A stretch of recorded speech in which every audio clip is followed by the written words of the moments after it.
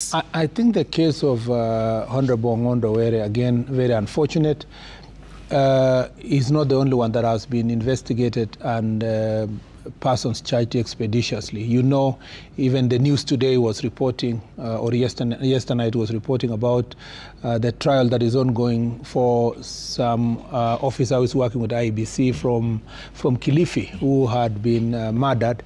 And if you look at the newspapers today, one of the newspapers, I don't remember which one, it had even the picture of the trial ongoing. And that is something that happened 3 weeks ago. I mean, like a month ago. And the people were arrested immediately. There are cases of, there are various cases of crimes that are investigated by the police. By the way, nobody complains nobody appreciates the work of the police until something goes wrong.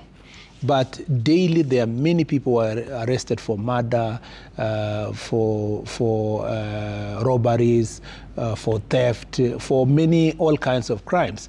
They go and report it. But if you look at the record, the police officers investigate very fast. And remember, the issue of Honorable Ngondo Were was almost like straightforward. The CCTV cameras quickly showed who were with him in Parliament, the